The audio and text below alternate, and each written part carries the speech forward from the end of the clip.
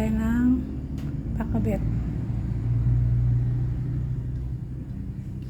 Tignan natin ang ating mantika.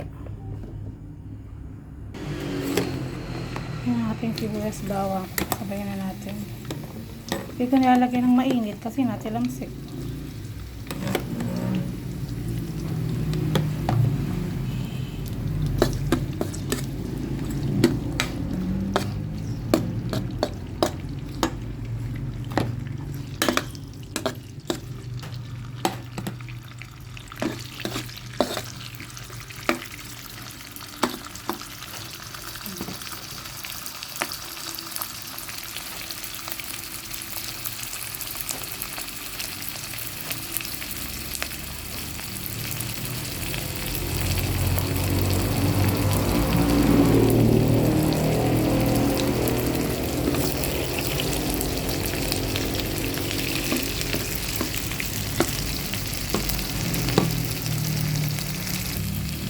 Medyo pula-pula na yung bawang at sibuyas. Lagyan natin ng kamatis.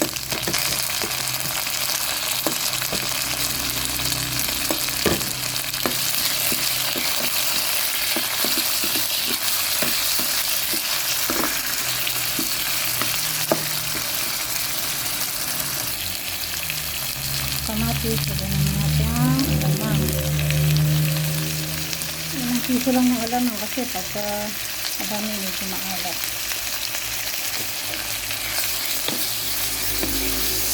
Ito nilalagyan ng ibang lahok. Lagyan ng karne. Pang-karne na namin kahapon. Ilamang lang. Sapat na yan.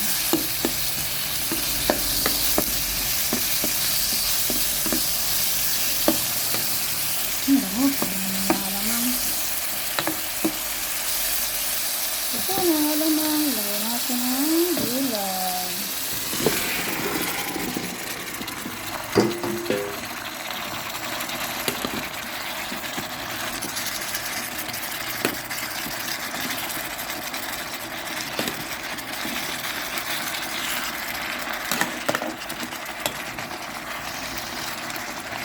Ang konting soda.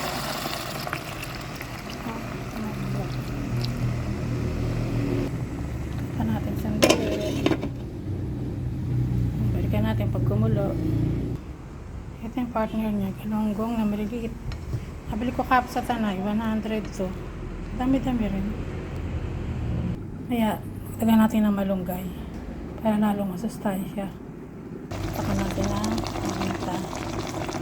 Saka makayang paminta. Medyo maangalangan. Kadagdag yan ng anghang. Tuloy na.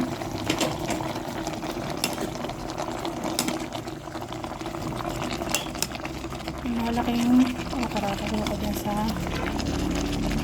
talim ng kapitbahay namin kasi ang okra namin dumulang na. Kaya nauntian ako dun sa gulay kasi malamang hindi na ako magkakanin nito. Ito lang, saka yung isda.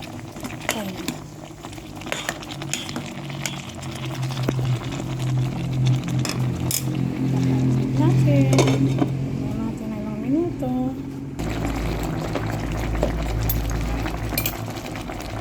Lagyan natin siya ng konting asukal. Ang balance lang sa alat.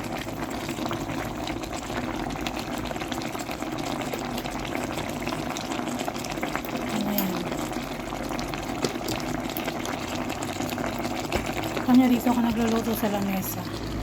Kasi yung patungan ko biniscope ng pinakalawang na para pagkahan ng panibago.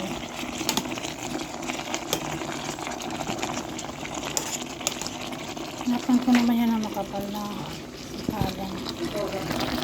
Lagyan natin yung gata.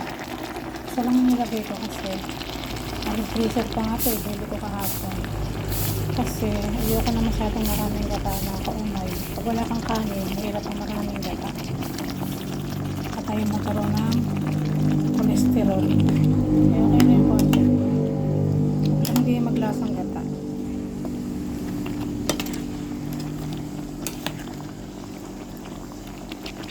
Kaya natin tatakpan yan kasi para